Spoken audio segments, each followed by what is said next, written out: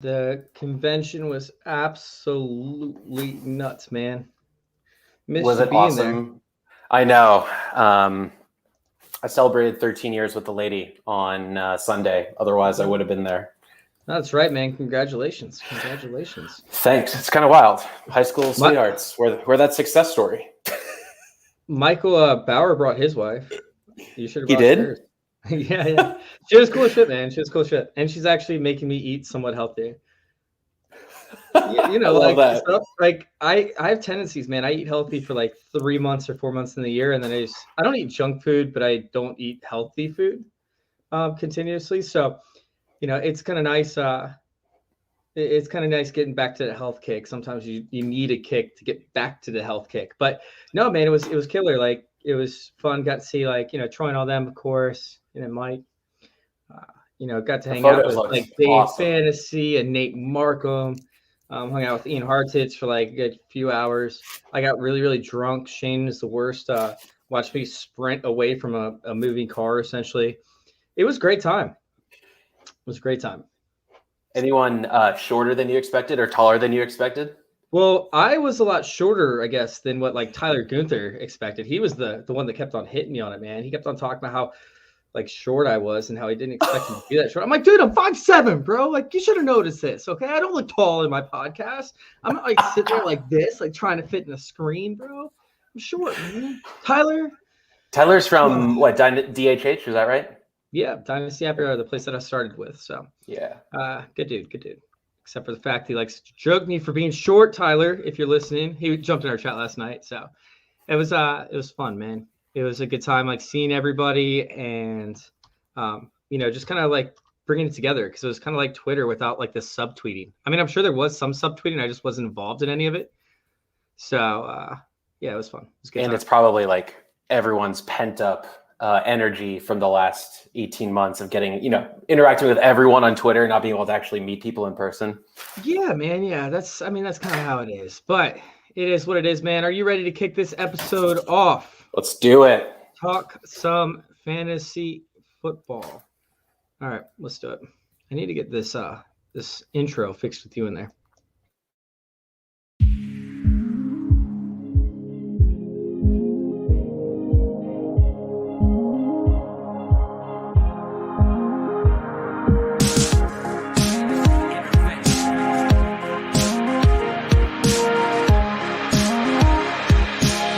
This is Fantasy Intervention.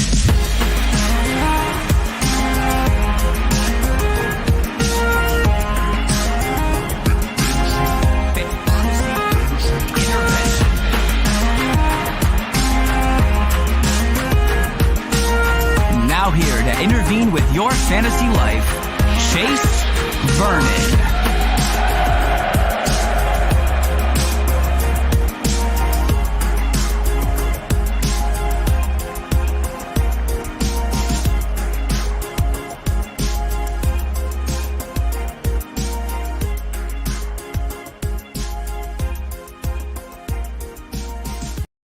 What's going on, everybody? Welcome on into another episode of Fantasy Intervention.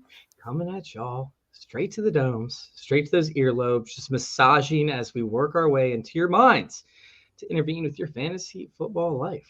I've joined here by Phil at Dynasty Society _ on Twitter. What's going on, Phil? How you doing, man? Living life. We're 3 weeks, 21 days away from actual kickoff. I never thought I'd say that after the longest off season ever, but hey, we're in the thick of preseason now, Chase. We're in the thick of it. Isn't that like a little song that I see on like Twitter or not Twitter? What's it TikTok? Called? TikTok. I see it like on the Facebook stories. They're into the thick of it. So we're into the thick of it with fantasy football. Week 1 is in the books of preseason, and guess what? I know it's only 3 games, but I have never seen people overreact like they have, including myself. Okay, Facebook user, I'm in the middle of a show. I had 2 back-to-back shows. Y'all shouldn't have taken so long to get to me. It was like 2 hours.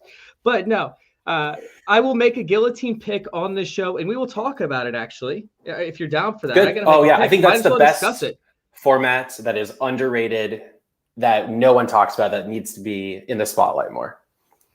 Yeah, it's dude. I think that like anytime that you have a live draft, you have to discuss it when you're on a podcast. Like that's just how it has to be. So I think we should get started off with that. I think that's how we should start off the show. I'm in a guillotine league. I already took Derrick Henry and Mike Evans. I was tempted to take Miles Sanders, but I thought he might make it back to me. I'm at the 203, by the way. But he did not make it back to me. He got picked the pick before mine by Alex. I have no idea who Alex is, but I'm sure they're great people. Anyways, we're looking at right now Josh Jacobs, Julio Jones, Kyler Murray, Kyle Pitts, Lamar Jackson, Amari Cooper, Chris Godwin, Travis Etienne. And I'll tell you what, man, best ball is nothing like redraft. It is insane when looking at best ball. Like I'm so used to these ADPs, and I'm seeing these ADPs just go all out of whack. And I'm like, what is happening right now? Why are these ADPs so strange to me and so foreign? But I mean, it's redraft versus obviously best ball. So best ball is taken a little bit differently. When I'm sitting here and I'm approaching a guillotine league, right? I try to not make any moves over the first few weeks of the season. I want to build a team that is going to win over the first few weeks. And if you were able to make it through the fab instead of just blowing fab on like one or two players, because there are going to be teams that are going to blow their loads way too early. And when I say blow their loads, I mean blow their loads. But when it comes to their fab, they're also going to blow their fab. And we are going to see these prices drop and drop. Last year, not on purpose. This was on accident because we had to use Yahoo, and I kept on forgetting that I had a league on there. I didn't have to make a move until week 8 in the waiver wires. And really? Everybody else... Yeah, I ended up winning. I ended up setting the right rosters, but it was bad. Like I didn't have anybody. I thought I was going to lose by like week 6. I ended up making it like week 8, 9, and everybody's fab was gone. So I'm outbidding people on like Christian McCaffrey with $11 out of $100 fab. It's amazing. Chase, do you want to remind everyone what a guillotine league is, just for the folks that don't know the rules? Yeah. So guillotine league is a league where you lose and you're out. You lost and your chopping block is on. You are done. You're out of it. All those players go to free agency, and then all the players get to bid on it. So that's Guillotine League. That's what we're in right now. That's not going to be the whole show. I'm going to get back to our preseason show, but I am going to make this pick. And honestly, I'm not leaning towards Josh Jacobs at this point in time. I think that's a little bit too high for him. I just don't see the return on investment. And honestly, like I don't think he's going to be a starting running back for me the entire season. I could end up finding better players. And Kenyon Drake can end up taking work away from him. And I don't know how to predict his workload. So I do not want him for week 1. That is an absolute no. Very similar to James Robinson, Travis Etienne. Yes, they could be great players, but I do not want these players for a guillotine league because they're going to crush your soul. They're going to steal your soul straight from you. I want to play with a guaranteed role. And Julio does have that. But is he going to be healthy? Is he going to be healthy? That's the key. And if he ends up being hurt the entire time, you're kind of screwed. Meanwhile, Kyler Murray, Kyle Pitts, that's just too Godwin. You mentioned Godwin. That was the first name that jumped out at me. Yes. So Godwin is absolutely what I'm gravitating towards. By the way, this is an 18-team league because you have 18 games. The last person left ends up winning the whole pot. So I think we might split it between second and third. First and second. And I got second in the same one last year. I think that Chris Godwin, right? He has the upside there. He was still a relevant wide receiver from start to finish, throughout the season. Wow, he missed 4 games while he was hurt, and these are just weird injuries. It was a finger injury, right? Like he's not going to incur multiple finger injuries. That does not happen. He had some soft tissue injuries, like minor ones, but he still played through them. And while playing hurt, he still finished as I believe like either top 36 or right outside the top 36 while missing some games. If you could build a slot wide receiver and a lab for Tom Brady, it is Chris Godwin with his burst, his ability to gain separation. I think that's where I have to pull the trigger. However, Amari Cooper is tempting here. So, who has bigger week 1 upside? Because at this point, you're taking it week by week to survive. Do you start looking at strength of schedule? Tampa Bay and Dallas play each other week 1. But then you have the Falcons after that. The Rams are going to be tough, but he's in the slot, so he's not going to see coverage from Jalen Ramsey. Jalen Ramsey will most likely be on Antonio Brown or Mike Evans. The Patriots might be a little bit tougher, but once again, they don't really have a slot guy. J.C. Jackson will be on the outside, I believe. I'm thinking that Chris Godwin is the right answer here, and it's going to be competitive games. And Tom Brady, he's not shying down from these matchups, man. He's not shying down. I think the answer is Chris Godwin here over Amari Cooper. And Agreed. That's tough to say, but I'm going this route. All right, click it. Click it. Don't even look back. No buyer's remorse there. All right, I'm doing it. Drafted motherfuckers in the Guillotine League. But we're not here for the Guillotine League. We're here to talk about the preseason because week 1 is in the books, people. Week 1 is done. And as we look forward to week 2, there are certain questions that could happen. We had some standouts. We had some starters go off. We had some backups go off. But then there were some situations that were muddled, right? And made it like a little bit of some murky water. So I want to take a look at some of these teams and kind of pose the questions that we had that kind of held over from week 1. I want to pose those towards week 2 and see if we still have the same questions. How you feel about that? Are you down? Let's do it. We got a lot to unpack here. The gray area really expanded heading into week 2. Some of these rosters I drafted that I was fired up about, I'm kind of scared now. So real quick, is there anything that you want to revisit quickly, like just run through for week 1, or do you want to wait till we actually get to that stuff? I think I'll just go with my big 3 takeaways from week 1. First one is going to be that we're already running to Canton, Ohio to create the Justin Fields bust for the Hall of Fame, but let's slow our roll. I'm so thrilled for Bears fans. I know that's been a long time coming to get their Lord and Savior, and I know they're going to latch on to every piece of possible momentum with Justin Fields. I loved what I saw, but let's just slow our roll getting to Canton. My other 2 big takeaways. But you're going to hear more about that later. We're going to hear more about it later. We're going to go over it later. But yes, I was not a fan of Justin Fields. Stay tuned for that piece. Miami's running back situation terrifies. I saw Gaskin go 401 in a redraft league last week, and now I'm thinking that's possibly the worst pick I've seen in a long time. I'm worried about Miami's backfield. Dude, you're overreacting everywhere, aren't you? I know, right? Well, that's what we're here for, right? It's the knee-jerk reactions. I'm going to tear my MCL a little bit tonight. And then what is happening with the Saints QB situation? I know we've only saw a little bit of action, but there were turnovers galore. Nothing looked like a Sean Payton offense. I know it's preseason week 1. So let's dive in for sure. I'm ready. I'm ready to dive in. Let's go ahead. First off, we did have Facebook user say that Jalen Ramsey's getting smoked in the slot versus Renfrew. That's because Jalen Ramsey should not play in the slot. He is an outside corner. He actually struggles in the slot. That's why he did not follow Tyler Lockett to the slot, but he was able to shut down DK Metcalf.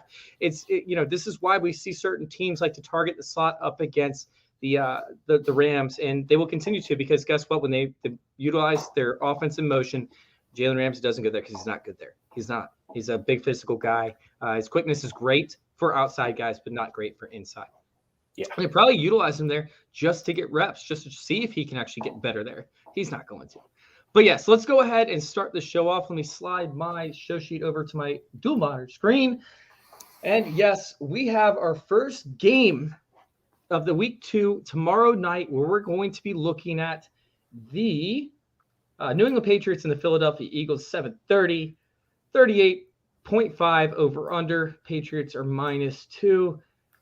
All right, so you know what's great about this? It kicks off 5 days of football: Thursday, Friday, Saturday, Sunday, Monday. We're back Monday in our cadence. Monday Yeah, there's a Monday game. That's right. I missed that. That's it's Jags and Saints. I mean, we're honestly getting back right into our schedule. I'm stoked about this. 5 days starting tomorrow. Oh, dude, let's go. Let's go. Oh, man, so much DFS. Yes.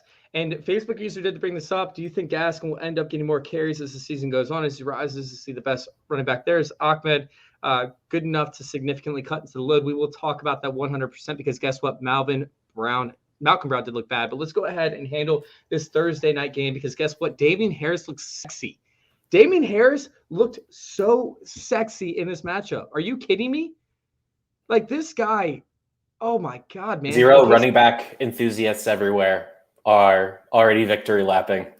Like, this is up against the Washington football team, who has a great run defense. And yet he was able to maneuver himself to get out to the outside. And there was a holding call that was arguably a real holding call. I think Chase Young sold it like a champ. I think he played the whole LeBron move where he acted like he got hurt, but he's too big to really get held like that. So when Damian Harris bounced that to the outside and he showed his lateral agility, something that he struggled with significantly in his first year in the league. First, 2 years now in the league? He's going to his second. He's going into his second. Second. So as we see him, increase his, I guess, his repertoire of moves, I think that we're going to see this lateral agility really take over. Now, he does run straight lines. Like, he likes to get contact and push players off, although he's not a mauler. That's like the weirdest thing about it is he's not a mauler.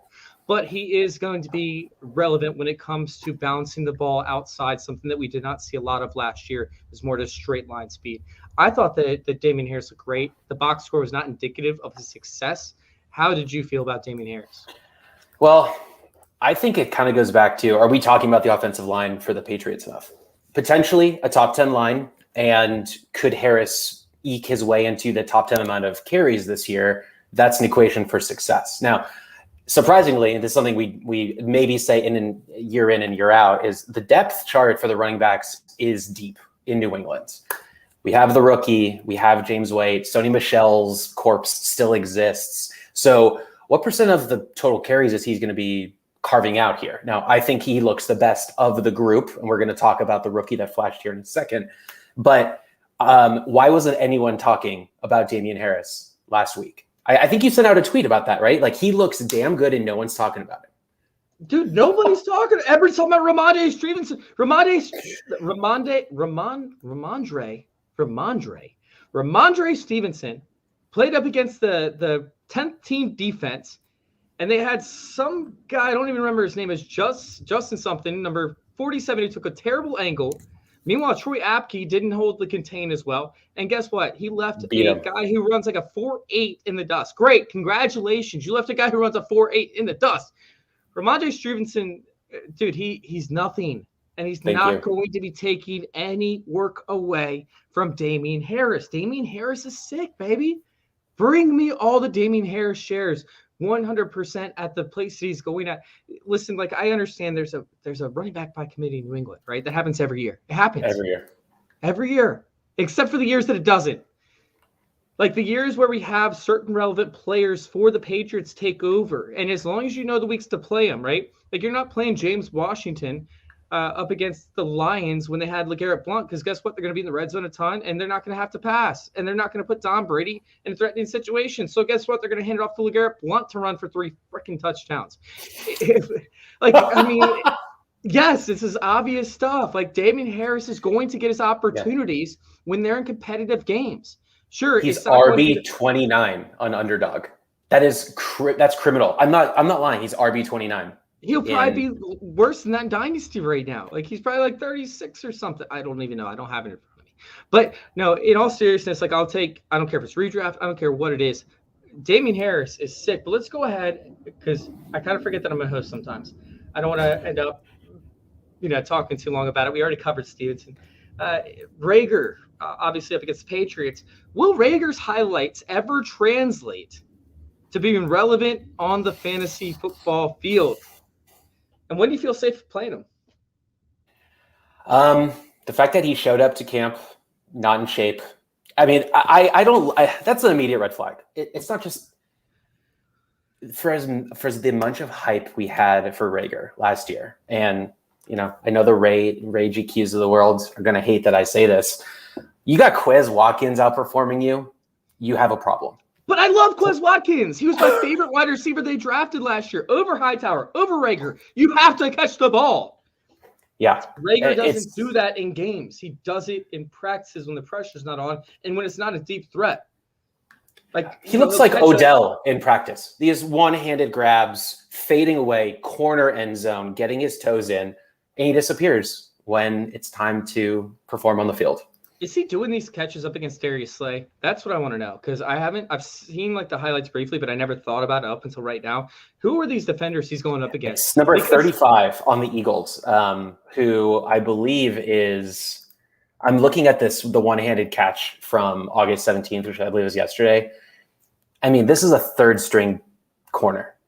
Why are we reading? Yeah, the one where it goes up like that. Yeah, that's exactly. Not that hard of a catch either, by the way. For a fade route in a practice shirt. No, get out of here with that shit. Let's go ahead and move on to the next matchup. We have the Kansas City Chiefs at 40.5 over-unders up against the Arizona Cardinals. They're 2.5 favorites up against the Cardinals with a 40.5 over-under. This is going to be on Friday night. Oh, man, Rondale Moore looks sexy, didn't he? Rondale Moore looks so sexy. I didn't sit down the first half. I stood up every offensive snap of that game, pointed down the screen. I couldn't take my eyes off him. Did you have to stand behind a counter or something to hide? I was hiding the whole situation below the belt. Yes, that makes perfect sense. Thank God I was alone. I mean, one, it was just rewarding as a stan to see him immediately. I mean, the first play, you got a bubble screen to Rondale 7 yards. Like I told you 3 weeks ago, and I was called insane for this. 100% snaps, 100% motion. He's their wide receiver too. I think we just saw it in the first game. He is. He's going to break the rookie wide receiver record for receptions in a season. Who's that? Is it Anquan Bolden or Michael Thomas? It's one of those guys. Dude, he's going to break that record. He's going to get over 100 this year because he's going to see 120 targets. And guess what? His average depth of target? It's going to be 2.9. Yeah, 2.9. Perfect. Yeah. We're on the same page. We need to find somebody that disagrees with us, by the way. But no, I mean, when we sit there and break down Rondale Moore's, ability to get yards after the catch, it's absolutely insane. And it was on display. I was really disappointed that the tosses weren't shovel passes because you get an extra point every time it happens. Yeah, yes, 100%. But it's kind of weird because the Cliff Kingsbury offense looks strangely interesting. He's been kind of bland. He doesn't run motions, right? He just wants to get a line of scrimmage and he wants to go hike. But the funny part is he doesn't run a lot of plays because these plays don't work a lot of times because he's not converting these third downs and sustaining drives. With Rondale Moore in there, this is the perfect opportunity to sustain drives and pull safeties off of double coverage on DeAndre Hopkins. And then all of a sudden they have jump ball specialist, AJ Green. He doesn't have to be athletic. He doesn't have to be good. But he can be slow. He is slow. He just has to make one third down catch a game, right? 2 third down, 3 catches a game. 3 catches a game would make me very happy for Rondale Moore because guess what? That's going to allow more opportunities for him to get second and long opportunities to convert no yards into 8 yards. And it's going to happen time and time and time. Again, give me all the Rondale Moore because he's going to see the volume and he's going to break the record. He'll probably have 200 yards less than Justin Jefferson did last year, but he's going to break the reception record. So for PPR leagues, which is pretty much all that we play in, I don't know anybody that plays in a standard league anymore, or even half PPR leagues, give me all the Rondale Moore. He's going too late. So what are you doing with Kirk on that point? Because Kirk did have a nice catch along the sideline, which was a dime from McCoy. That's a once-in-a-lifetime thing. Up against a second or third team defense, I think. No. So is Kirk officially – I mean, he's not the X, he's not the Y, he's not getting the slot. What are we doing with Kirk shares? So after I saw 2019, I believe, 2019, I think, and I saw the utilization of him not being in the slot, I'm out. I'm out of Christian Kirk. Like, he's not a deep threat, but for some reason they keep on running him as a deep threat. It makes no sense to me because he does not have the breakaway speed. He does not have that jump ball ability. He is a slot guy. Guess what? Whose job that is now? Rondale Moore. I just find it amazing. There are analysts out there that couldn't just for the sake of it put him in the top 5 or top 7 in this rookie class. You were seeing Amari Rodgers, De'Ami Brown, Nico Collins ahead of him in some rankings. And now it's insane, right? Like you just from one game, you're like, how is he not a top 5 receiver in this class, if not top 3? He is. That's what I've been talking about. I traded. All right, so I'm in a single quarterback league with the same group that was texting me, telling me they were mad that I didn't pick in the Guillotine League. And, I liked the trade essentially I liked the situation that I had. I had Justin Herbert. I'm about ready to make a run. And I ended up drafting Trevor Lawrence at the end of the first. It's single quarterback league. So I was a little bit ballsy going with Trevor Lawrence in the first. But I ended up taking Trevor Lawrence in the first, and then the guy after me, because I picked 2 picks later, he took Rondale Moore, and I'm like, shit. He's like, I'm interested in Justin Herbert. I'm like, okay, give me your 2023 first, because I like the 2023 class, and give me Rondale Moore, and I'll give you Justin Herbert. I would do that all day. Yeah, but it was tough for me. I couldn't pull the trigger because you're talking about a top 5 quarterback, and now my starting quarterback is a rookie with a team that's ready to compete now. And yeah, it's tough to sit there and look at it, but Rondale Moore, he's gold. But let's go ahead and move on to another wide receiver in this game. When we talk about the Arizona Cardinals and the Kansas City Chiefs, Mecole Hardman, somebody that was expected to be better, than what he is so far, superstar like Rondale Moore's expectations. He hasn't done shit. Is he going to disappoint again this season, or is he going to be a stud? What do you think, man? I want to stop investing in the wide receiver too there. I think we've seen this movie before. It's going to be Hill. It's going to be Kelsey, who basically acts as their 2. And no one else on that team excites me. Yeah. No, there's one person does. There's one person. Is that Cornell Powell? No, it's the next player up on the show list, the show sheet. But we'll talk about that here in a brief second. There's one and I want to hear about him because no one's instilling confidence in my wide receiver too. I don't know. Are you ever going to put Mecole Hardman into your lineup as your 2 or 3 and feel good about it? That's what I think. I just traded Mecole Hardman for David Johnson. Oh, that's an ugly trade all around. How little I think of Mecole Hardman. Good. Okay, we're lines. I think I'm going to lose all our listeners after saying that out loud. But no, so David Johnson, I think if we look at his receiving threat abilities and we look at what he can do with the ball in his hands, in a one-on-one situation, right, with the yards after the catch, being able to beat these slot receivers, I think they're going to utilize David Johnson, the wide receiver role. There's no way they don't get him on the field. They're paying him too much money. They restructured his contract. He's going to be on the field. So him being listed as a running back 3 on this offense behind Rex Burkhead, who, by the way, has an injury history, right? Behind Philip Lindsay, who cannot catch the ball. He does not catch the ball. He does not do well. And he has an injury history last year. Dealt with a little bit of injuries at the end of his rookie season. And is very inefficient behind a bad offensive line. It's going to be a lot of 3rd and longs. And who's going to be in there? It's going to be David Johnson. Dump downs from Tyrod. And he's going to be utilizing the slot because they don't have their slot receiver anymore. Anthony Miller's hurt. Again. They traded away Randall Cobb, their slot receiver. Right? Kiki Kuti has been bad. He's been bad. And he can't stay healthy. He's had a couple good games, but he can't stay healthy. So now all of a sudden you have David Johnson, who also has an injury history. I'm not saying he's injury free. But if David Johnson can't stay healthy, look at the last 3 games of the season last year when he was utilized the same way that he was utilized back with Arizona in his big time year. But here's I think I'm getting a little bit ahead of myself because it's a new coaching staff. They might not see it. But I feel they're not big on analytics either. He just went on record saying, I go with my gut over analytics. We talk about 4th down percentages. That's something to consider. You just destroyed my argument completely. But no, I think it's an interesting situation. Meanwhile, Mecole Hardman is just a deep threat who's going to give you, Sammy Watkins type games where you can't predict them. There's tremendous upside, very low floor. But we only covered 2 games so far, so I think we're going to have to hurry this one up. Okay. One person. We're excited, Chase. I haven't had this level of energy in a while. I'm excited, man. Let's go. All right. Jarrett McKinnon, I think he's a legit threat, right? He came in. I think he played above Darrell Williams. Yeah, Darrell Williams. He ended up having I had the numbers up and I ended up Xing off. He ended up having 2 carries for a significant amount of yards, I believe, 2 receptions. He was hyper targeted. He has the speed that we want from the running back position, speed that Clyde Edwards-Helaire does not have. He has quickness, not speed, right? This could be the big play specialist that we look at. And with him stepping in, I really think that he could actually have more fantasy points than Clyde Edwards-Helaire this upcoming year. And are you willing to go on record for that? I am. I think that it's possible. It's a very hot take. I'm talking about you touch the burner and you're getting it's atomic. It's atomic take. It's very hot. I think it's possible. I'm not saying that it's a lock. No, I'll lock it in. Fuck it. Lock it in. McKinnon has more fantasy points because he's a better pass blocker when they need him in the game on 3rd downs to chip block and then get outside.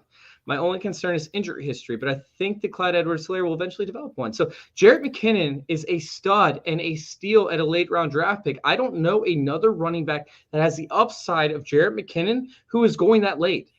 Salvin Ahmed is one, but that's the only guy. He's the cheapest RB2 and he's on a top 3 offense that you can get. It's insane, right? It's like Quadri Allison, but who's actually good. Yes. It makes no sense that he's going this far under the radar. Who else is there? Darrell Williams? Could you imagine if Clyde Edwards-Helaire got 20 carries a game or 25 touches a game? That's not going to happen. It's not going to happen. Yeah. We are looking at a dynamic player who has an injury history. Don't get me wrong, who is recovering from multiple different. He, had a 2-year hiatus, but when called upon, He played. Now, yes, he did get beat out by the other running backs in a system that he does not belong in. Yeah. And he still produced in a system he does not belong in. A wide zone run scheme is not playing to Jerick McKinnon's strengths. You want to spread offense. You want to get the ball in his hands in open field. And you want him just to beat guys over the head, slow linebackers over the head. You just want him to run circles around him. And that's what he's going to do. You might have just single-handedly bumped up his ADP month over month with that rant. I mean, it's just ridiculous. So, think about it. Jerick McKinnon is a stud. He's a stud that has an injury history. I hope that he can stay healthy this year, because if he does, he's going to be an absolute league winner for me, because I got him as many places as I can get him. All right, so let's go ahead and move on to the Cincinnati Bengals, Washington football team. I don't know how the Cincinnati line held up. Do you know? I don't. Or did you just put that question there for me? Because I haven't had a chance to really watch that game. I threw it in there as just a main thematic thing we should be touching on. That's all I think about when I think of the Bengals at this point. Yeah, they need an offense. It's bad, man. Penei Sewell should have been the pick time after time. And guess what? Fans are going to realize that, and they're going to harp on it once the season starts and Joe Burrow gets hit and gets pressure in his face, and he can't get it out to Jamar Chase. Sure, Jamar Chase is going to be a good receiver, and I like Jamar Chase. Yeah. But they're going to see pressure in Joe Burrow's face very often, and it's not going to be pretty. Let's go ahead and talk about which Bengals wide receivers are we targeting, however. Are we going after Chase early? 46 as a rookie wide receiver. This is possibly the highest we've ever seen a rookie wide receiver go. Right? Since Cooper or Watkins. Has to be. Yeah, I mean, dude, this is ridiculous. A rookie wide receiver going this high. What are you guys chasing out there? What the hell are you guys chasing from a rookie wide receiver in redraft? You're not going to know when to play him. They want his 2019 LSU season, but we're not getting that. No, it's Higgins. Higgins is the value here. Boyd is going to be limited with his targets. Uzomah could end up taking some targets away from him. I know that's weird to say.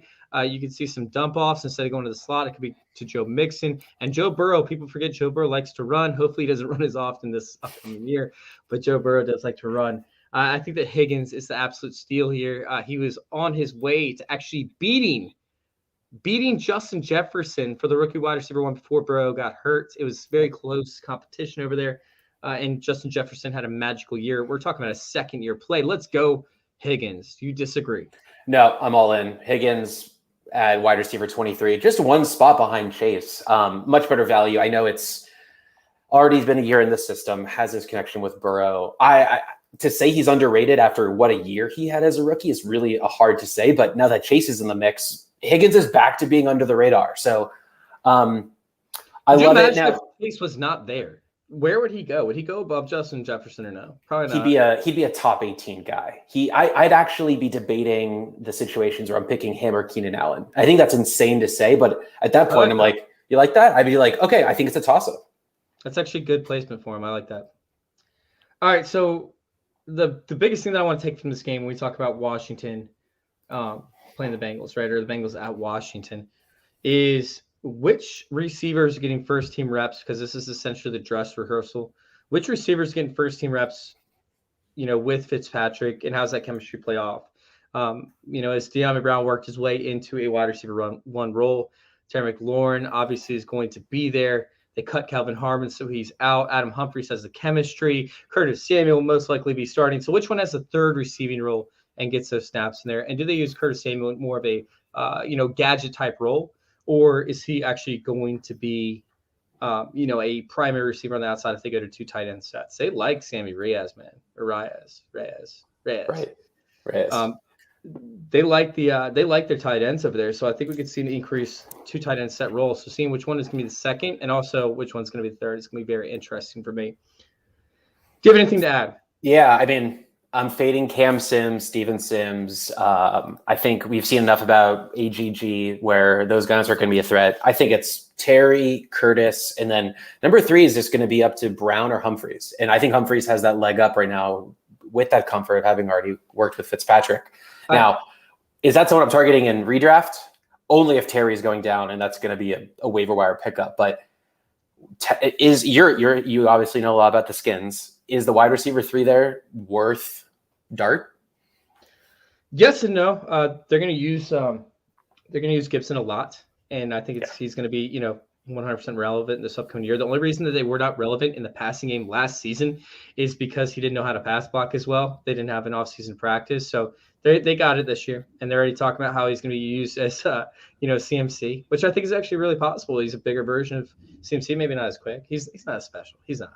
But he will be a top fantasy option for sure. Lock that shit in. Antonio Gibson's going to be great. He's going to take away a lot from, I think, Curtis Samuel. But if Curtis Samuel plays on the outside and Adam Humphries is in the slot, I don't want either one of those guys. Curtis Samuel is terrible at tracking the ball deep. And I've seen it time and time again. I don't care what one catch you show me on a highlight reel is. I've watched film after film after film, and I watched him try and track balls, and he is not good at it. Sure, he can improve, but this is not the guy I want going deep. I would much rather have De'Ami Brown going deep with Curtis Samuel in the slot. But either way, if Curtis Samuel is in the slot, he's still overvalued. So regardless, Curtis Samuel is overvalued at either position. Meanwhile, Adam Humphries is going undrafted. Right. And if he has a chemistry with Ryan Fitzpatrick, PPR leagues, he taking maybe. a shot. Yeah, I could see taking a shot, but I don't like it. I'd much rather have, a player at a different position, because guess what? Adam Humphries is going to get you nothing if you do have him. He's not good. We're talking about what's the receiver who played in the slot for the Ravens last year? Duvernay? No, it was the older guy that's been around forever, but nobody ever remembers the name because he literally never gives you. Willie Snead? Willie Snead. This is what you're getting. You're getting a Willie Snead type player. Oh, I get flashbacks from him flashing in 2018 and then never doing anything else again. It's just not good. It's just not good, Bob. Not good. Is it weird that Adam Humphries is less than 2 years removed from a 4-year, $36 million contract with the Titans? He's not good. It makes no sense how that ever happened.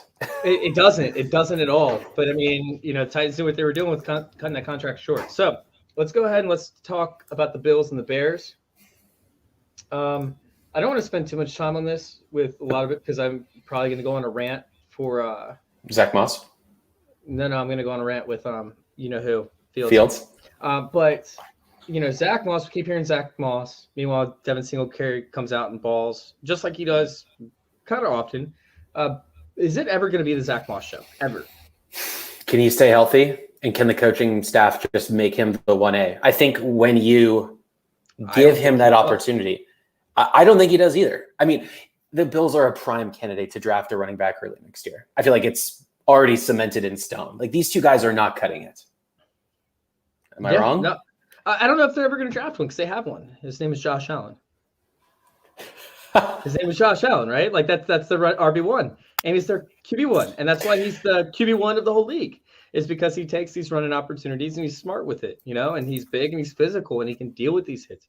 I don't see it happening, to be honest with you, with either one of these guys. And I don't know if they draft a guy. I could see them paying a guy. I don't know if they draft a guy because they don't want a rookie in the backfield. I know it's cheaper for the contracts, but they're not pressed. They can rework some of these contracts and get some money in there. I'm more looking at Fields. Fields is literally this hype news is the bane of my existence, right? Because I like Fields, but Fields is in the worst situation possible. We saw it in the second quarter when he's going up against second, possibly third team defenders. And he's struggling with that. He can't stay in the pocket. He's rolling out. On a 3rd and 18, he throws a 7-yard pass and he gets hyped up because that was the biggest pass they threw of the day up against the second and third team defenders.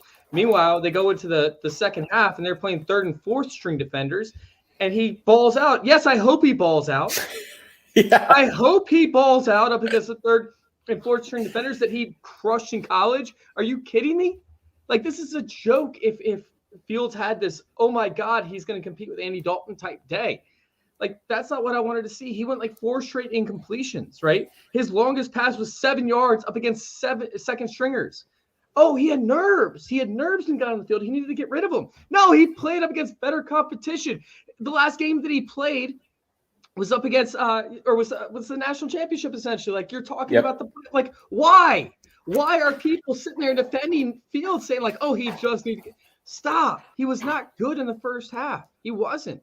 And the touchdown he threw, the receiver was wide open. And on his rushing touchdown, there was 7 miles in front of him to the end zone. That was against I could have done it. The late or the second or the third and fourth stringers, right? Like that makes no sense as to why people are doing it. This was not a good performance by him. All right. I don't hate Fields. I think it's more of a coaching situation, right? We see Matt Nagy in his play calling. Okay, Nick Foles struggled with his play or with the play calling, and he called Nagy out to get benched a week and a half later, right? The plays take too long to develop. And now their left tackle, Tevin Jenkins, is out with back surgery. They released Charles Leno, and they did not sign Morgan Moses. So their offensive line is ultimately worse by a wide margin. I think they brought in a guard or something that was starting for another team. Get out of here with that. Yeah, all right. Fields is going to be running for his life. It's going to be Mahomes Super Bowl all over again. I did not see a quick 3-step drop where he had a wide receiver open. Granted, there was no Allen Robinson, so this could change things. I'll say that. Maybe I'm wrong because Allen Robinson will get 2-yard separation on every single one of those where he couldn't complete a pass. Not likely. And I need to see this week. I need to see in week 2. I need to see Matt Nagy help his quarterback out with the play calling. Yeah. It kills me because Justin Fields has all the talent in the world. I would love him with the Lions. With no receivers, I would rather have no receivers with a great offensive line. And then Anthony Lynn at quarterback. Yeah, it's very frustrating for me, especially since he's getting hyped, which just does not make any sense to me. Real quick, I do want to pay attention to chat real quick. Moss is on a bad situation. I agree with you 100%. That's why I don't like Moss. He's never going to be relevant. Notorious_DAV. It's my time. Andy Dalton, it is his time, to be honest with you. He's going to get like 1 or 2 games. He's going to get replaced by week 3. I called it. It's going to be halfway through the game. The third game of seasons, I think is what I called. Shane's like, Shane is worse on our Tuesday shows. Like, that's really descriptive of where you want him. And then I realized, I didn't even realize at the time, I realized it after the show that's when he replaced Mitchell Trubisky at the halftime of the second of the history repeats itself. History will repeat itself. I think it's going to repeat itself because he has the Bengals in week 2 and the Rams in week 1. Does not make any sense to rush him out there with such a bad offensive line. Although, guess what? It did happen with Tua, and obviously we all saw how that went. Yeah, it looked terrible. But we have Reed up in the chat saying Mooney will be the guy in that offense. Absolutely, Mooney will be that guy in the offense.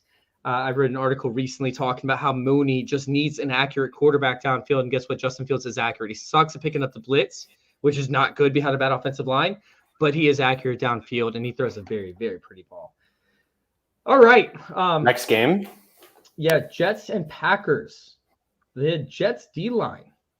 They're going to be good, dude. I saw the highlights, from these guys. And I saw the plays that weren't the highlights, and they were still able to get pressure on the opposition last week. And Green Bay Packers going to be a test. They're definitely going to be a test because it's one of the best offensive lines year in, year out, regardless if they have the talent and the draft capital. They still somehow find it. And I do think that the Jets definitely have a significant chance to put pressure on the Packers. How did you think Zach Wilson looked? Just overall, what was your gut reaction to his first game? Wasn't bad. He completed a pass, longer than 7 yards downfield, which neither Trevor Lawrence, up against the first team defense, which neither Trevor Lawrence nor Justin Fields could say. So that was good. But he needs to get better at picking up blitz himself. And, his ability to find Corey Davis on the field. Just 3 out of 3 on that first drive. Holy shit. He targeted, this is credit of Jacob Sanderson, which he got it from somewhere else, which I'm not sure where that is. But he targeted Corey Davis on every single snap that Corey Davis was on the field. Damn. Do I need to start getting him in best ball? I did today in 3 different drafts. That's my takeaway is that I need to start getting him on some best ball rosters.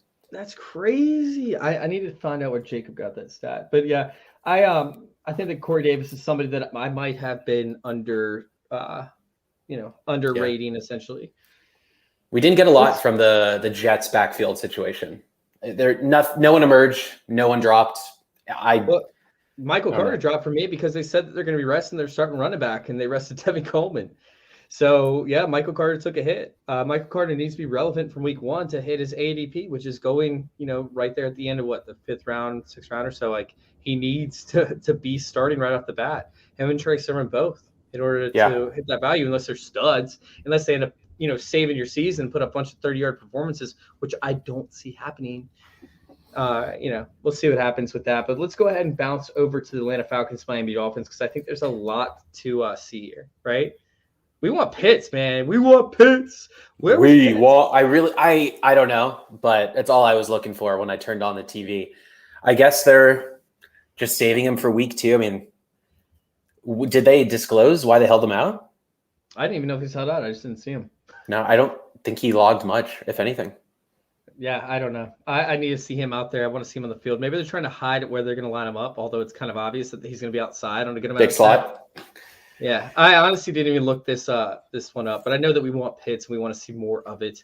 Meanwhile, we want more Waddle too. Like, we want Waddle to get out there on the field more often. We want to see what he can do up against this very porous secondary. Speaking of, are the Atlanta Falcons going to be able to stop anybody? That's a big question. But, Waddle, this should be the game that Waddle goes off. Him and Fuller both, if they have an opportunity. Will Tua be able to accurately push it down the field again? Is he going to be that guy? How are you feeling about Tua? How are you feeling about Waddle? How are you feeling about Fuller?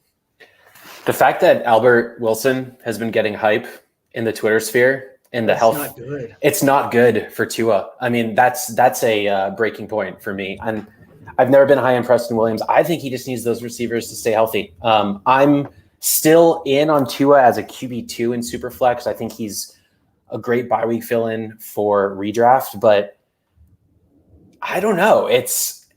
How much do we know about the Waddle injury? Do you think we know the whole story? Because that's where I'm basically poking all the holes. Is I don't think he's as healthy as any of us think he is. And I'm not trying to start rumors. I don't think this. I'm reading into a lot of the beat reporter stuff, but he's not 100%. I don't think he's been 100% all offseason. And that worries me leading up to week 1.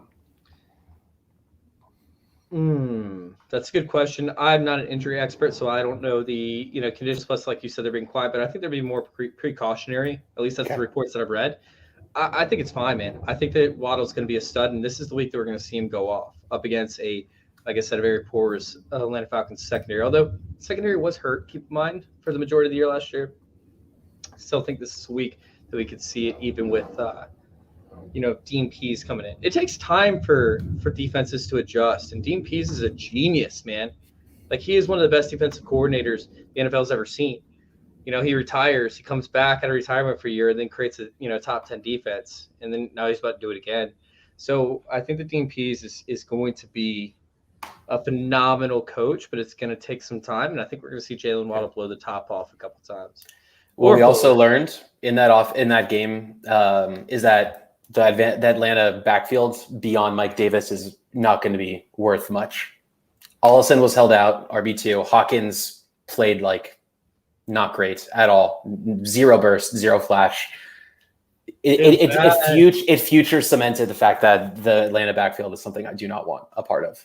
Yeah, I wonder who they're going to invest in once these cuts start coming. Like, I wonder if they're going to take a shot on a guy like Jarrett Patterson, right, or a shot on like a Royce Freeman-esque player. It's interesting to say the least, and I think that Joshua Kelly makes a lot of sense for this offense. Joshua Kelly is going to get cut by the Chargers, is what it looks like, and I'm almost locked in on him landing with Atlanta and still being able to play a decent role in that backfield. Goal line, 3rd and short. I mean, he's between the tackle bruiser. I was so optimistic on Josh Kelly after week 3 last year. 26 carries. He had emerged as the 1B behind Eckler, and then what happened? You're big on him. So he had 2 fumbles that got into his head, but they weren't really fumbles. I mean, they were fumbles, but one of them, Ndamukong Suh ripped through the line, and Josh Kelly got it and didn't even take a step before he had an arm hooked around the ball. Like that, he get his foot down, as he was taking it, and didn't even get an additional step forward. So that was the first fumble. The second fumble, he got tackled from behind. A player was going down in front of him, and he landed with the ball, like right here. He landed on top of the guy's knee with another player falling down on his arm. There's no way that you can hold on to that. Like he had it right here. He had it tight. He gets tackled. He falls out. The knee gets wedged. The knee fits up right up in here, right? I don't know if you can see this. It fits up right up in here. Meanwhile, a player falls on the edge of his arm, and it like you're talking about 300 pounds on each side. You're gonna plus lose the ball. momentum. You're going like I didn't, and his knee was like this far off the ground. It almost wasn't even a fumble. He ended up losing confidence. The coaching staff wasn't great with him. The coaching staff was in like, hey, we got to win now mode. And honestly, like after that, he fell apart. He still ended up having decent yards per carry games after that. I still had some relevant weeks, but dude, it's tough to sit there and say that you're going to see anything from Kelly if he can't get his mindset right. And supposedly he has not. I think he needs a change of scenery. And we have an ongoing joke on Tuesday nights where, we talk about, hey, it's better if this player gets cut. Ever since I mentioned Royce Freeman and how I thought that he could be relevant if he gets cut, and I got joked. And now it's actually a thing. It's like, hey, I actually want this player to get cut. He's a player that I want to get cut because he needs to change the scenery, and he can be relevant. I'm not saying he's going to be, but he can be relevant in a different situation. And I think the Atlanta Falcons would be that perfect spot. We have Notorious DAV in the chat. Cindy loves that Josh Kelly take. So I concur. There we go. All Ravens, right. Panthers. Moving on, guys, kind of. We got like 10 teams left to cover. So if we don't have it to be relevant, we might just need to move on. I like your comment. Terrace Marshall, hello, sir, is perfect.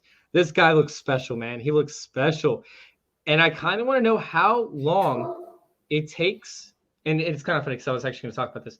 How long it takes before P.J. Walker actually takes over for Sam Darnold if Sam Darnold starts fucking up.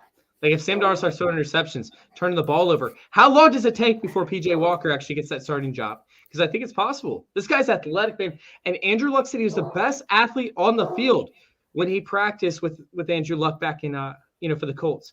I don't know if you knew this or not, but Andrew Luck's dad was the president of the XFL. Oh, there's a connection for you. He told his dad that he needs to get P.J. Walker a job in the XFL. I guess he's going by Philip now. I don't think it's P.J. I think it's Philip now. Philip Walker then goes on to a team as a backup, beats the starter, which was like Matt Flynn or somebody like that. It was a good starter. But, I mean, a good starter for the XFL, I should say. He beats out the backup, and then he goes ham. He goes hard in the motherfucking paint. Like, he looks crushes it in the XFL. Meanwhile, preseason hero, I guess. He threw for 160 yards on only 10 attempts, which is great. 21 incompletions, which is not – or 21 attempts, 10 completions. So the 11 incompletions are not great. But either way, he looked better than Sam Darnold could ever be, possibly, although Sam Darnold does make some great plays himself. I'm very curious how long it takes them to be like, okay, Sam Darnold's not the guy, but our defense, which is my sleeper defense of the year, is up and coming. These guys are ready to melt faces. Let's give these guys a chance. We got an easy schedule off the bat. They could end up going like 5-0 to start the season. Meanwhile, Darnold throws 2 or 3 interceptions per game over that span, and the defense just wins them, the game. They're like, hey, Philip, I love that you brought up that defense is a sleeper defense for this year, because a signing that went so under the radar was Hassan Reddick, who had a coming of age last year in the second half for Arizona. He's now on the opposite side of Brian Burns, and they're putting $50,000. They're betting, by the way, on who gets more sacks per game, and they're putting money on the line. Like, there's a fierce competition between Brian and Hassan. I love that. I love it. I mean, that line, Yermosk, like, I know they don't have the strongest name brand linebackers, but Jeremy Chinn's basically an in-the-box safety, basically a linebacker. I love that defense this year. I'm so glad you brought that up. They're one of my sleeper defenses for sure. I think they're going to be studs this year, and I think that they're going to be in a position where they're like, hey, if we can win the Super Bowl, we're going to have to start Phil Walker. All right, so I don't care about mentioning Eason. He was fine, but he's only going to be starting for 1 or 2 weeks. I don't see him actually coming into the game. Meanwhile, Baltimore carried the ball 34 times. This is credit to you. You did the research on this. That was close to their average of 37. It's interesting. It's a massive input with we expected that, especially without Rashad Bateman in the game. Detroit Lions versus Pittsburgh Steelers. Yep. I had to read that like 3 times. Sorry about that, chat. I was busy looking at something. Najee, why are they doing this? Like, he had enough carries in college, didn't he?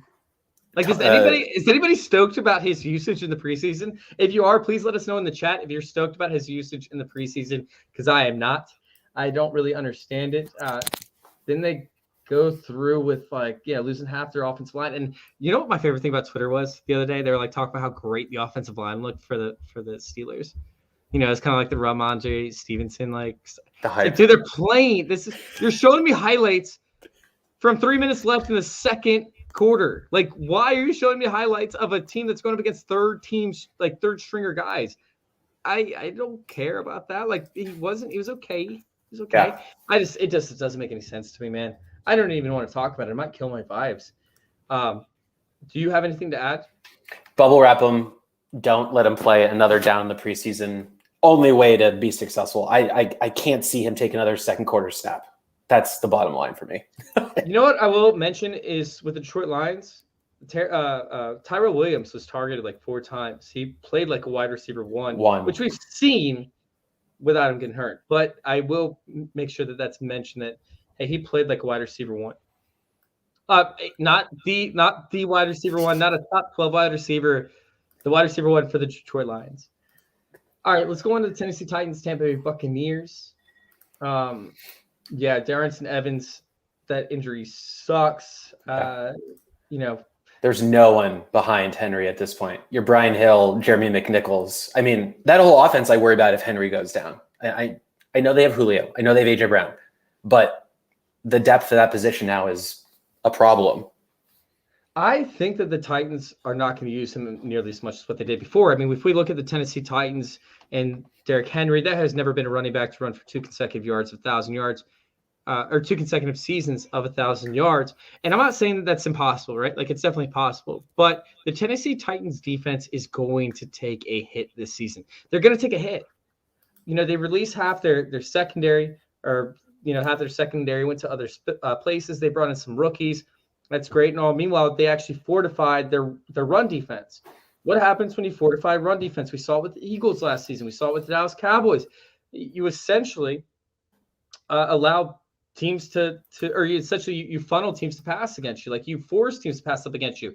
So with that being said, with a lesser defense for the Tennessee Titans, teams passing on them, more opportunities, more passing plays, we could see Tannehill have a career year, like his best year of his career, and possibly A.J. Brown also having a career year. I am all over this passing game, and I really don't care about Derrick Henry.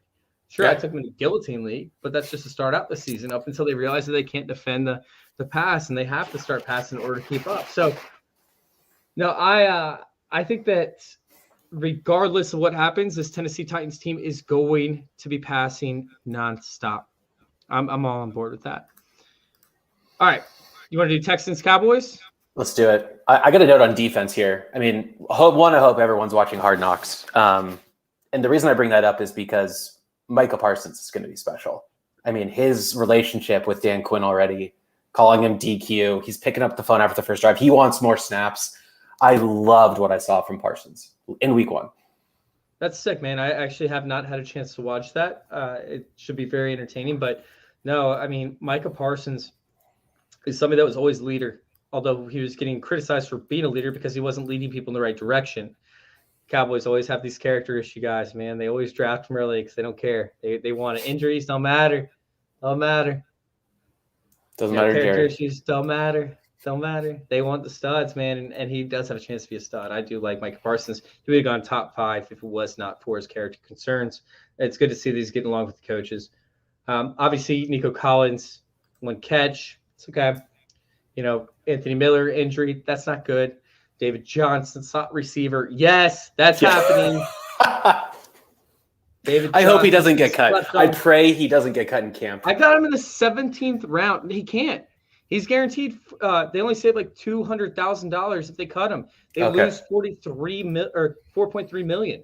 Like they can cut him and lose that money because the season's lost anyways. Maybe they don't want to win, but if he does get cut, I mean, he's going to end up with a team that needs that position anyways, because guess what? He can still catch the ball. And we've seen him do things last season on a bad Texans offense.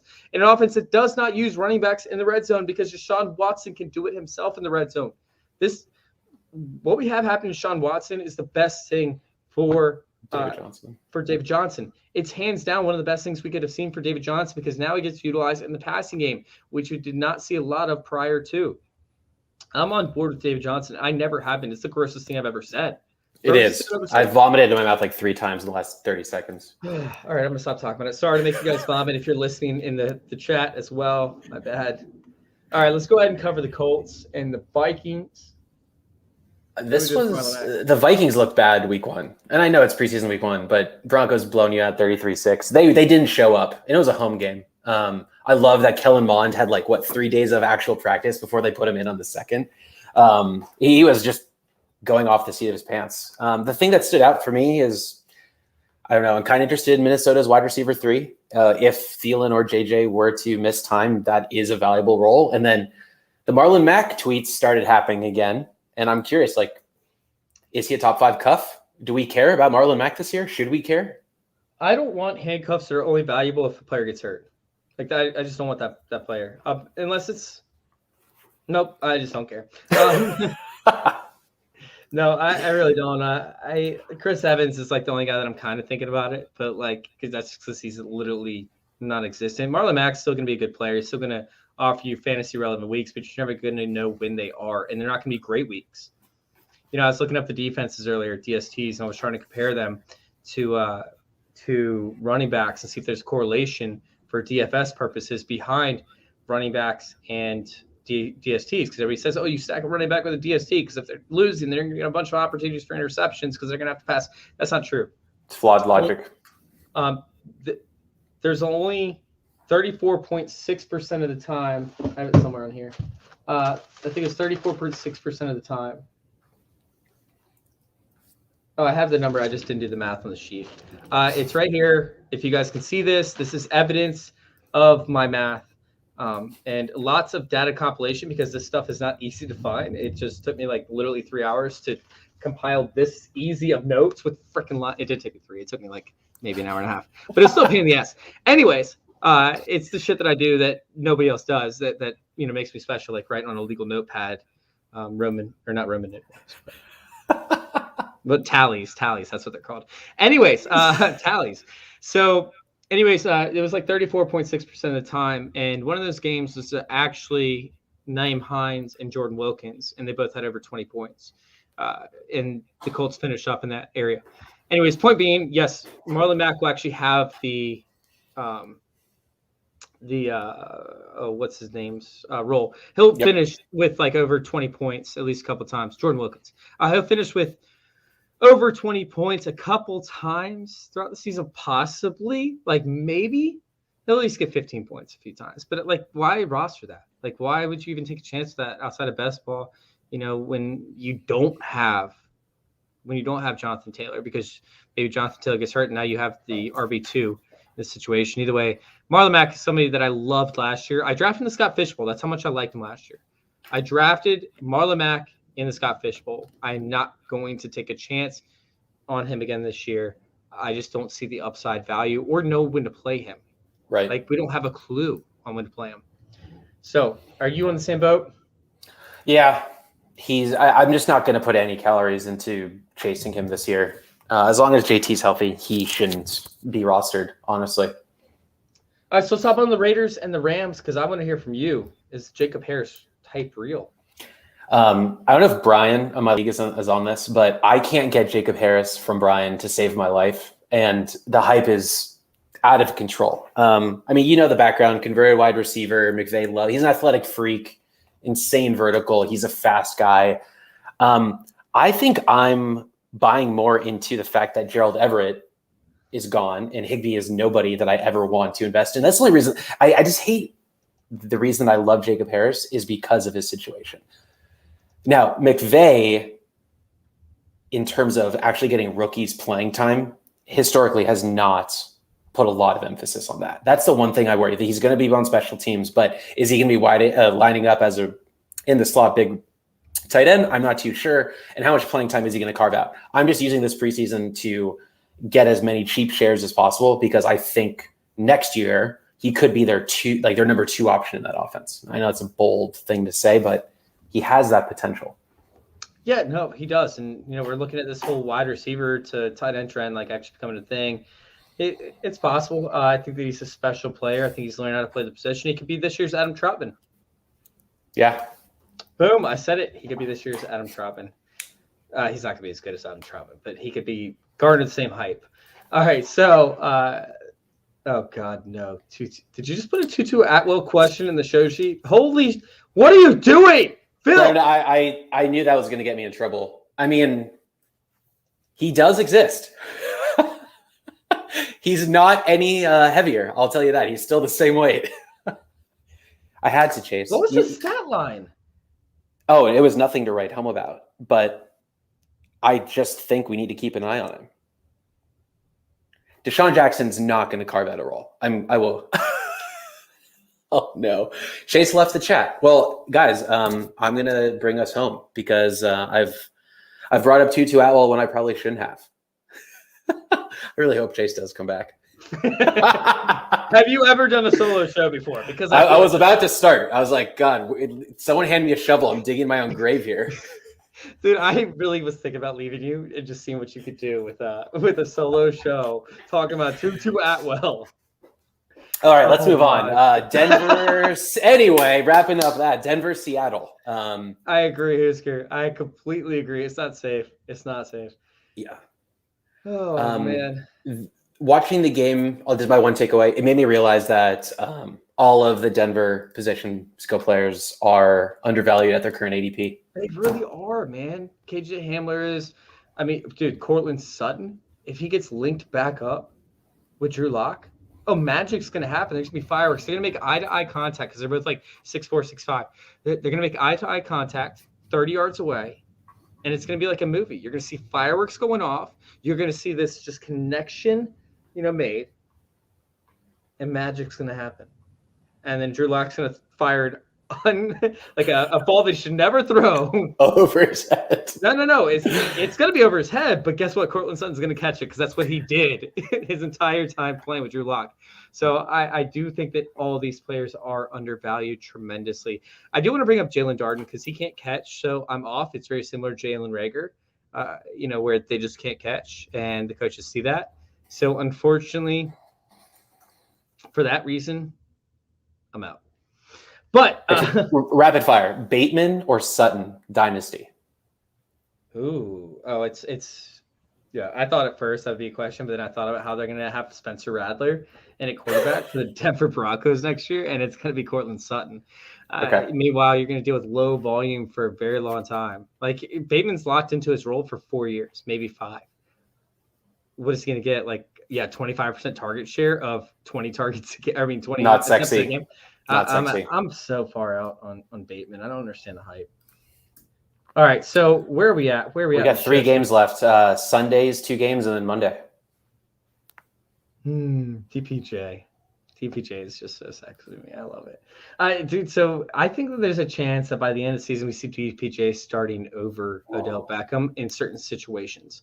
I think there are situations where they're up, obviously, and they're winning the game, and they want to give him some deep, throw opportunity, but the Cleveland Browns are really good. Kevin Stefanski's really good at developing late-round wide receivers. Charles Johnson, right? Big one. Stephon Diggs, Thielen. There's 2 others, and I missed on the last show as well. I can't remember who they are off the top of my head. But he's really, really good at developing these late-round wide receivers. Meanwhile, they suck. The Vikings have sucked forever, and obviously bring the same system over to the Browns. They cannot develop early round wide receivers, and I don't understand it. That has nothing to do with Odell because he's already been developed. But if they want to develop their future wide receiver one, possibly, whoa, they could move on from, obviously Landry, and they could have moved on from Beckham and Landry already. Yeah. But, I feel like DPJ could get some reps in there in certain situational balls where they call, the receiver they want to target for a certain play is going to be down the field. DPJ still has a long way to go. He was so misused at Michigan. Yes. Harbaugh ruined him. So he has to develop again, but he has all the skill set necessary. I do think that it's something that we could see happening, later in the career, but I think it's possible. Meanwhile, I think that the wide receiver battle is very interesting with Higgins versus DPJ, but Anthony Schwartz is not. No, like Anthony He's not Schwartz going to carve out. He's a speed No. guy. He's a speed guy that can never be anything more. So they'll use him situationally very similar to DPJ, but DPJ, they're going to try and give him more opportunities to develop him into the wide receiver one, just like they did with Charles Johnson. Just like they did with Stephon Diggs. Is he rostered in all your dynasty leagues, do you think? Close to it. He's at least like 50%, minimum 50%. I think everyone listening should, if you play in dynasty, should go look at your wire right now, because he was a free agent in my main dynasty league as of 4 weeks ago, right before camp kind of really kicked off. Yeah, and then he blew up camp because he's great. He's like the best player of all time, and nobody really realizes that. Jeez, man. Y'all need to get on your shit and go pick up some DPJ. All right, so let's go ahead and let's move on to the San Francisco game. Unless, do you have anything to add for the Giants? Like, do you want to talk about the Giants? No, I'm okay.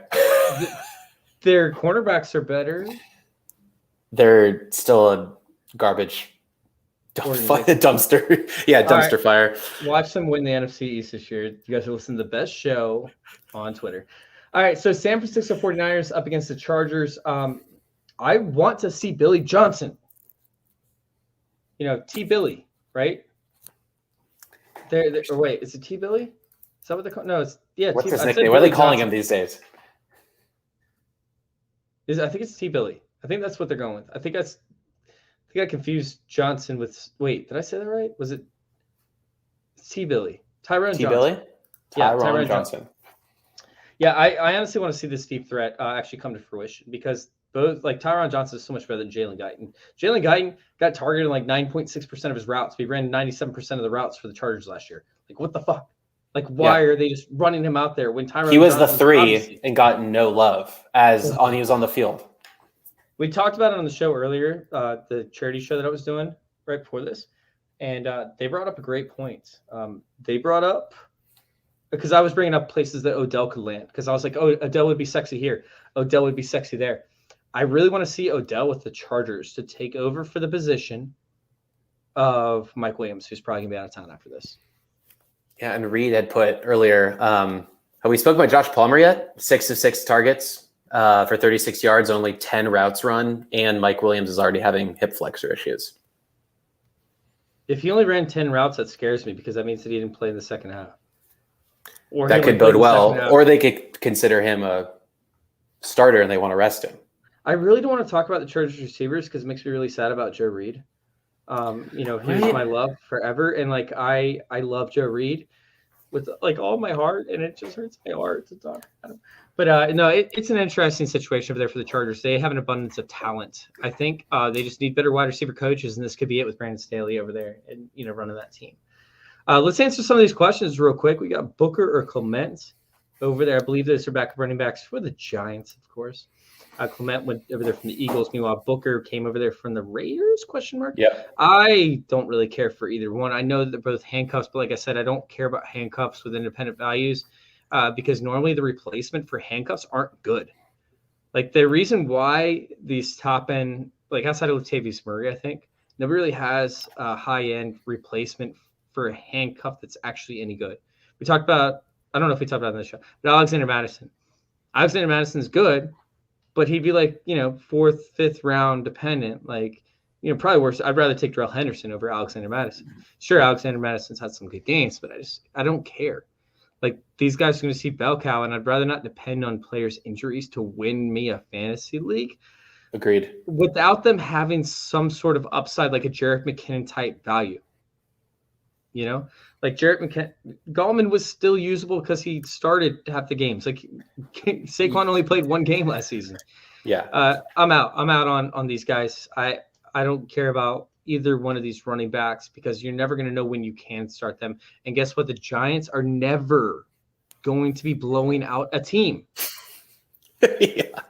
That's the games that Alexander Madison was good in, they were blowing out the other team, and he got a broken, tackle or whatever and took it 20 yards to the house. I don't remember who they were playing for that game. There's one game that comes to mind. Anyways, I just don't see it. There's just no game where you're going to be reliant on this player unless you're playing with 3 running backs, 4 wide receivers, 3 flex positions, and that's when you trust a backup running back. with no talent. Like, yeah, sure, Gallman, when he started for Saquon Barkley, was usable. But usable isn't exactly a positive sentiment. He's serviceable. Like, he exists. He has a pulse, but doesn't mean I want to plug and play. You know who was getting picked up? You know who was actually the starting running back for these games who was getting picked up over Wayne Gallman? Fucking Freeman. Devonta Freeman. Oh, God, I remember that. Like, he was bad. Terrible. Oh, my God. He was so bad in a Giants uniform. I went on a rant. 100% about how Devonta Freeman was not a good running back. Well, guess what? Gallman was the better running back, and he was still a free agent. Why would you draft a player that's not a free, or that it's just a handcuff dependent? Typically, this is when these backup running backs get star opportunities. Sure, God, I'm trying to think of a situation that actually worked out for a handcuff, because it's very rare. Like, that somebody actually called, where somebody's like, oh, you have to handcuff. Tony Pollard is probably the closest to the best example, right? And Zeke never got hurt. He just fumbled a whole ton. And he had independent value to an extent. It's just not advisable to go with a backup running back, because typically they end up turning into a committee. And those players are not starting running backs for reasons.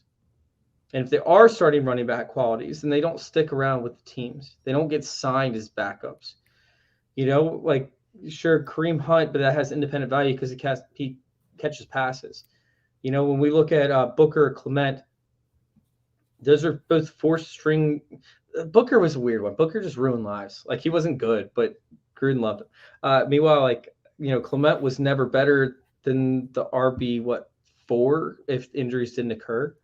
Yeah, I just don't care. I just don't care for it, man. I mean, like, let's say Barkley comes back week 4. You're looking for a serviceable running back weeks 1 and 3. Please just don't look at the Giants' backfield, because that's what it looks like. The Facebook user clarified, meant as a handcuff on the question if Saquon comes back slowly. You're still not feeling great rolling around Booker, Clement weeks 1 through 3. Who do they play? Essentially, like, if you're sitting there and you're looking at rolling out a handcuff in those weeks, it has to be a crazy matchup. Let's see, week 1, they play the Broncos, and you get Nick Chubb back, and you get Nick Chubb and Vontae Miller, and they revamp that defense, and then they play Washington. Oh, maybe for the Falcons game, but I don't. The Falcons had the 4th best defense up against a running back because they were so pass heavy mostly, but like, they weren't. They were terrible against receiving. They weren't terrible against receiving backs. They weren't good. It's just nobody had to pass on them because they were winning almost every game. But no, I mean, and then they have the Falcons, the Saints. Like, I don't care how long it takes Saquon to come back, unless they're playing the Cowboys. They got the Rams after that, by the way, and then the Panthers, who we already talked about, is good. And then the Chiefs are actually better up against running backs and what people understand, at least on the ground. We're talking halfway through the season of you stashing a handcuffed quarterback. And, I'm not sitting there trying to say, like, you're wrong, right? Like, you're dead wrong. You shouldn't play either one of these guys. But unless you're playing a deep league, why take the chance? Why go for an upside of 10 fantasy points with a floor of, 4? Why not just take a shot on a wide receiver with a matchup that you could play like a DFS style? That would be the weeks that I'm listening to DFS if I don't play DFS, which if you don't play DFS, then you don't live, you don't have a soul. No, I'm just kidding. I don't have a soul. That's why I play DFS. But if you're sitting there, those are the weeks that I would listen to DFS shows, right? And start to understand, like, which players can I play based off matchups that are available on my roster wire. But I wouldn't draft either one. Honestly, like, I just don't care, for these players, regardless if they're starters or not. Is there anyone on the Niners you want to highlight from week 1? Well, we have a question about Sermon with his yards per carry for last game. Mostert started the game, right? Or Mostert they held Mostert out. Sermon got the start. It was not great. I believe it was definitely below 3. Yeah, it was 2.9 or something like that. 2.9 along the 5 with a fumbled, not fumble lost. He just ran into the back of his line on, like, there was 4 carries, or they got lucky. They gave him 1 yard. He was just getting 0 holes, but it was early into the second at that point. I think he looks bigger than I was expecting him to look. Sermon looks bigger in the Niners uniform. Does he play bigger though? Does he play bigger? No, maybe it's just been a while since I've seen like a fit. Like I don't know. He seemed physical and big to me more than the OSU tape that I had remembered. Yeah, I mean, that was it's good at was broken tackles, though, because you didn't want to rely on – my whole theory is you don't want to rely on broken tackles as a pendulum for rookies. Like, I don't care about for professionals, right? Like, you can have broken tackles for professionals. But rookies that have broken tackles is typically it's dependent on your situation that you're playing in and the fact that you're a bigger and better athlete than everybody else, and that doesn't translate over to the NFL because you have to face 11 different defenders, right? And typically – they try to isolate the best defenders so you get their worst defenders. You know, they don't care if you go one-on-one up against a guy who's never going to be drafted that's going to work at Kmart for the rest of his life. You know, they want to put you one-on-one with those guys. You mean Tutu Atwell? Is that the Kmart employee you're speaking of? Dude, can we stop bringing up Tutu Atwell, damn it? All right, I don't want to hear his name. No, but I mean, like, they want to isolate those players. So broken tackles are not indicative of future success in the NFL. Very similar to how people consider me, you know, drops, and I consider drops very indicative, but most people say they're not. So, John Johnson, what's going on, man? We're actually finishing up the show right now. We're talking about the 49ers and the Chargers. Sorry to get distracted, by the way, Phil. We have one more game to cover. But, yeah, if you guys have any questions, line up in the chat. We'll cover one more game, and then we're going to get out of here. We'll answer the questions after. So, if you have any questions, throw them in there. We're going to do one more game and then get out of here. I've been doing 2.5 hours for the podcasting today. All right, so we have the Jacksonville Jaguars versus New Orleans Saints. Don't hit the panic button on Adam Trautman. Like, just don't do it, bro. Like, this is a situation where they need to be in the red zone multiple times, and he's going to get his work done in the red zone for the most part. He's also going to get his work done underneath, regardless of who the quarterback is. I love Adam Trautman moving forward, and I'm not freaking out. Are you freaking out, Phil? No, I've recently, in the last 3 weeks, I've acquired 3 different shares. I'm all in, for at least for Dynasty. I want him on my rosters. Now, I still feel really uncomfortable about the quarterback situation. I love seeing Winston vibing in practice. Like, those videos, PFF, keep those coming, but oh, man. If there's only one person on that offense, I want a lot of shares in for redraft, and it's going to be Kamara and everyone else. Yeah, Kamara scares me a little bit. Not going to lie. Kamara scares me just because I don't know about the relevant options around him. I'm sure he's going to get the volume, but is he a workhorse? We don't know that. He catches a ton of passes. He does run the ball pretty well, but, if they box up Latavius Murray and leave him third and longs constantly, sure, Kamara can get the pass down work, but if they double team Kamara because they don't have to worry about Mike Thomas, they don't have to worry about Jared Cook going up the seam, Traquan Smith can be covered one-on-one. Marquez Callaway can be covered one-on-one. That literally leaves Kamara being double-teamed by safety and a linebacker, which means he's not going to beat the teams deep. He also might not get those balls underneath. It makes me concerned. But guess what? You still got to draft him because if he has a curious season, he's on. But, yeah, I'm not out on Adam Trautman. And, yeah, the quarterback situation regardless is going to be rough. As for Jacksonville, I'm a little bit concerned that Trey Lawrence had one pass over 7 yards. It was a 35 pass to Marvin Jones. Marvin Jones is sick, baby. That was a great catch. Fit for this offense. He's a perfect fit, man. People like it, he could easily be the wide receiver 1 on the most pass-heavy offense in the NFL. Like, he could be. And he's going to be like he's just in the perfect situation. And I love Marvin Jones moving forward. If you don't have Marvin Jones, if he's on your free agent waiver wires, he needs to be grabbed up because he's going to be an absolute monster. He was a monster last year. He shouldn't be on the waiver wires, but I saw people draft him because of the rookie drafts for Dynasty Leagues. Go get Marvin Jones, baby. Do you have anything else to add? Oh, also, don't forget about James Robinson. I was going to say that. James Robinson is going to be a focal point in this offense, regardless of ETN's existence. I wish I saw a bit more out of Colin Johnson's connection with Lawrence. I think he was only targeted once and it wasn't even a catch. Tebow's gone. Never have to see that name again. He got cut this week. So that's interesting. It was a pretty vanilla game 1. Like you said, that one pass over 7 yards completion. We didn't see remotely as much as I wanted to see from Lawrence, but that's why we got week 2 coming up. No, I concur 100%. I want to see more from Lawrence. And I want to see Chark used because I don't think he's going to get utilized this week. But I needed to see Chark in action. He's dropping so far in ADPs right now. And it's crazy. Yeah. Give me all the Chark I can get. The first 5 weeks of the season before they figured out the offense because the offense was so poorly run. Chark actually functioned well with Gardner Minshew. Also, Gardner Minshew's not a good quarterback. So thank you, Chase. I'm so glad you said that. I don't get the hype. He's average. He's a great backup. And I love Gardner Minshew. I'm a huge fan of Gardner Minshew. He's just not a good quarterback. I love him as a person. He would be my best friend. We could hang out every day. We could do mullets and mustaches. Mullets and mustaches. Mullets and mustaches, baby. I'm down. Let's go. Let's go. But he's not a good quarterback, and he was not accurate while targeting Chark. Chark at one point last season got so frustrated that he literally walked off the field going into third down. It was second down, and Gardner Minshew missed him on 3 straight passes by a mile. It wasn't even close. And Chark walked off the field, took off his gloves, and sat down on the bench. I don't know if he thought it was fourth down or if he was just so frustrated. And he beat around the bush in that post-game conference. Chark was pissed. He was pissed. He was pissed because he's wide open. Because he's working his ass off. He's fast. He's quick. He's come back to the ball. But either way, his performances over the first 5 weeks were phenomenal. He's wide receiver 1, 2, 3, somewhere in that range, and he has that upside. Meanwhile, we talk about the comparison between DJ Chark and DJ Moore. They finished really close together, but yet their ADP is like 5 rounds worth of differences for the 2019 season. That is, I just think that DJ Chark is completely undervalued. Trevor Lawrence could absolutely smash. But let's go ahead and get to these listener questions, unless you have something to add to that. No, let's tackle these. All right, so let's go with thoughts on Quez Watkins. Take it away, Chase. He's a monster. Dude, he's so electric, man. He is the wide receiver 1 from the 2020 draft class for the Philadelphia Eagles. This is not Jalen Reagor in his one-handed practice catches. It's kind of crazy. So I had an argument last night, and I don't have the numbers in front of me currently.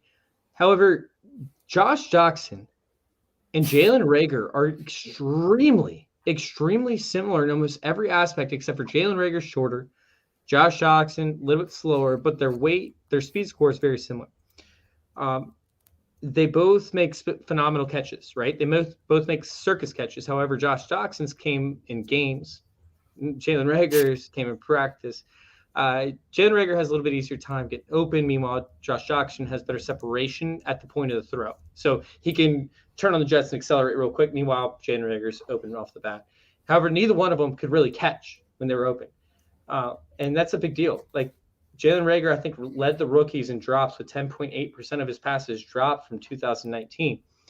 And he's not getting much better. He could be the 2019 rookie version, 2020 veteran version, 2021 future version of Deontay Johnson, where he just doesn't catch his balls that are in his hands. And some coaches like Tomlin will put up with it because their big plays allow for it to happen. And Tomlin is very undisciplined when it comes to running his team.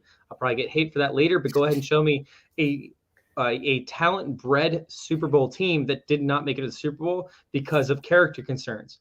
It's literally Mike Tomlin's MO. It's ridiculous. And yeah, sure, he'll be a Hall of Fame coach because of his record, but I think his record is more indicative of talent versus the coaching abilities, because his players be catching the ball, not having penalties, and not having issues behind the scenes. Anyways, not trying to make this into a Steelers rant. I almost got that much distracted. But Jalen Reagor is not the wide receiver 1 over there. Wide receiver 2. Wide receiver 1 for the 2019 draft class. It is Quez Watkins, who is electric. He can do things without the ball in his hands. He can do things with the ball in his hands. He can do things from the sidelines and just make you want to get him onto the field. There's one play where he ran the player with the player all the way to the end zone, and he was like 10 yards behind the player, and he sprinted to the end zone and beat the player to the end zone. And he caught it, right? I want to say it was like John Hightower, who ran just fast as 40 as he did, if not faster. What are you paying to acquire him in Dynasty? Like, what's your floor and ceiling to what you're paying? I'm not paying a second-round pick. I already have him everywhere that I want him. I mean, he was a free agent, so if you're trying to acquire him now, you're kind of too late. I don't think that Quez Watkins is – Jalen Reagor can't hit – I'm sorry. Jalen Hurts can't hit players deep, right? So we saw another pass where Quez Watkins was wide open, beat his guy in like a post. It was like a outpost, and he missed him by like 5 yards. It wasn't relative – like it didn't even hit him in the fingertips. And Quez Watkins is fast. Like, how do you do that?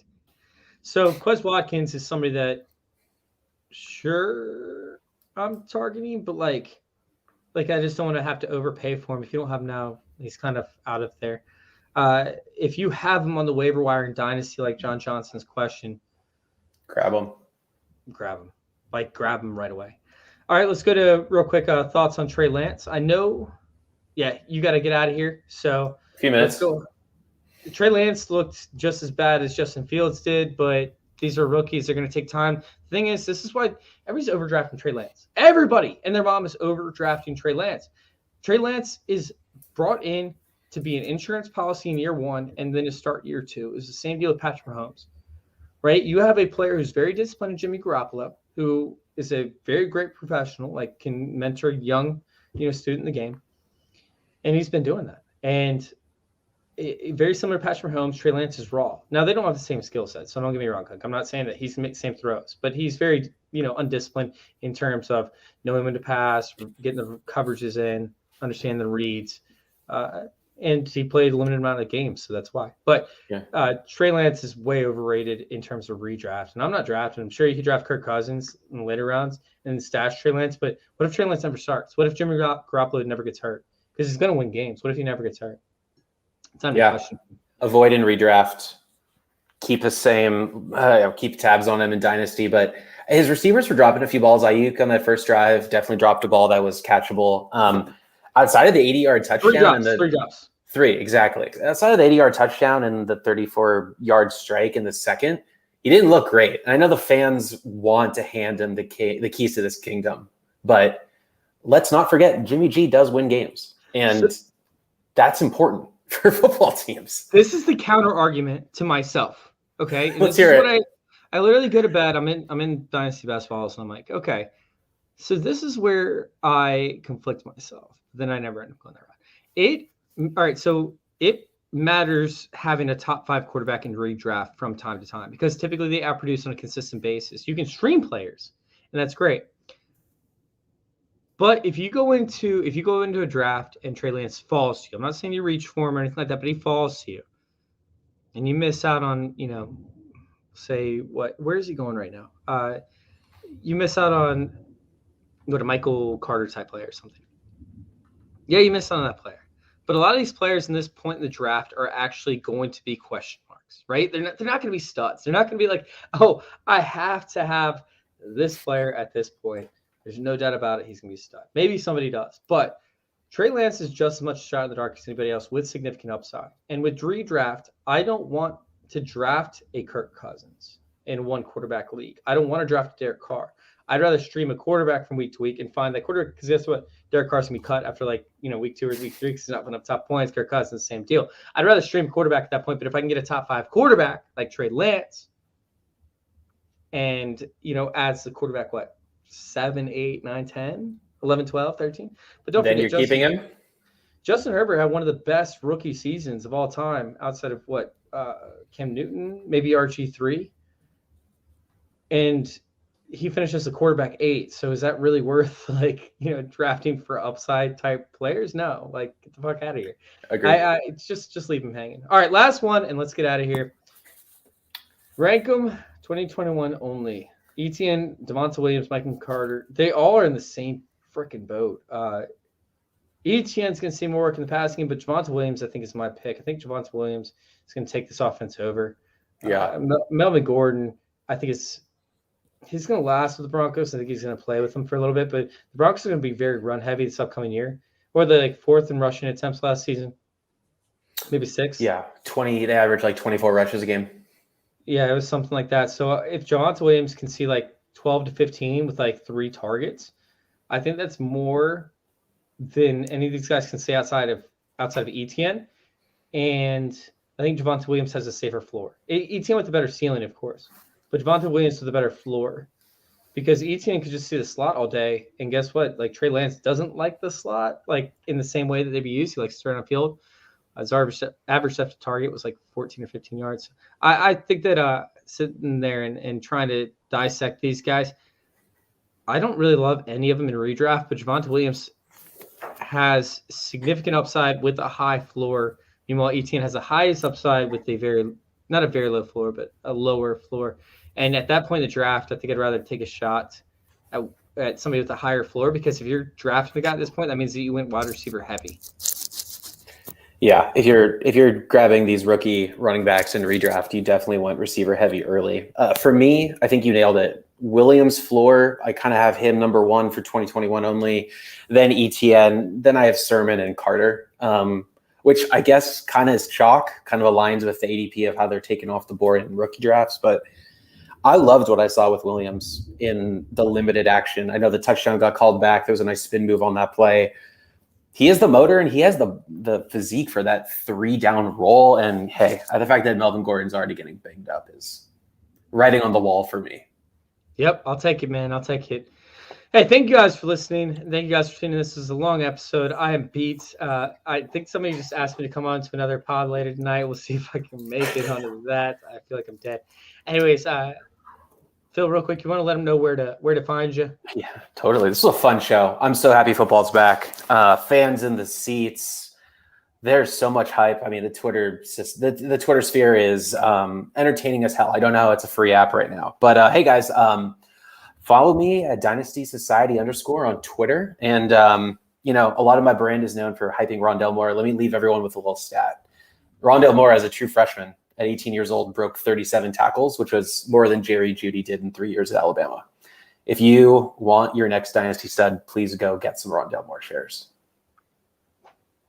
I like it, man. I love it. You guys can go check out our content over there at fantasyintervention.com. Make sure you guys hit subscribe, youtube.com/fantasyintervention. Once again, that's youtube.com/fantasyintervention. Thank you guys for listening, and thank you all for letting us intervene with your fantasy football life. We're out.